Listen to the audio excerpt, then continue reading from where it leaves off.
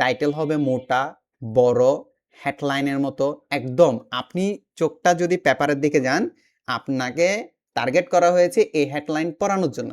Title এবং subtitle দুইটা clear কিনা, ইয়েস অর নো? আমরা এই জিনিসগুলোর সাথে সবাই কিন্তু মোটামুটি পরিচিত, যে টাইটেল, সাবটাইটেল, ক্যাপশন, কিন্তু এগুলো কখন, কোথায়, কিভাবে, কেন, কি জন্য ইউজ করা হয় আমরা এটা বুঝি না। জানি আপনি একটা কি ফেসবুকে একটা কি করেন, টাইটেল দিয়ে দেন, সাবটাইটেল দিয়ে দেন, ক্যাপশন দিয়ে দেন, অটো ক্যাপশন জেনারেট করেন, কিন্তু এগুলো কেন করছি, কোথায় ব্যবহার করব, কি জন্য ব্যবহার করব, আশা করি আজকে ক্লিয়ার হয়ে যাবে।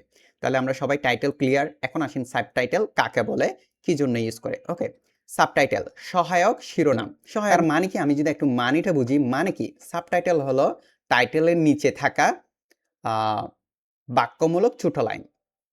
মানে আমরা ক্লিয়ার, টাইটেল হবে বড়, এরপরে যতগুলো থাকবে একদম মিডিয়াম টাইপের, মানে বড় না, এর থেকে একটু ছোট, ঠিক আছে, এর থেকে একটু ছোট, এটাকে আমরা কি বলবো, সাবটাইটেল। এটাকে কি বলবো, সাবটাইটেল।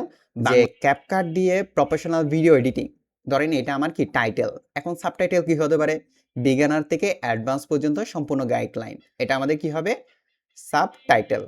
আবার যদি আমি বলি টাইটেল হবে মোটা, বড়, হেডলাইনের মতো একদম। আপনি চোখটা যদি পেপারের দিকে যান, আপনাকে টার্গেট করা হয়েছে এই হেডলাইন পড়ানোর জন্য, আপনাকে টার্গেট করা হয়েছে এই লাইনটা পড়ানোর জন্য, যেটা আপনাকে টার্গেট করা হয়েছে, তাহলে ওইটাই আগে চোখে পড়বে। যেটা আগে চোখে পড়ে বড়, আকর্ষণীয়, আমরা ওইটাকে কি হিসেবে নিব, অবশ্যই টাইটেল।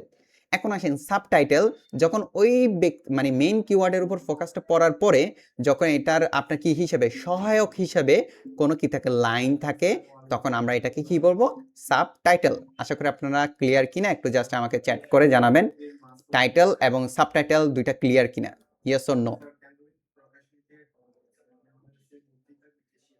ওকে, সবাই একটু দ্রুত আমরা জানাবো ইয়েস অর নো।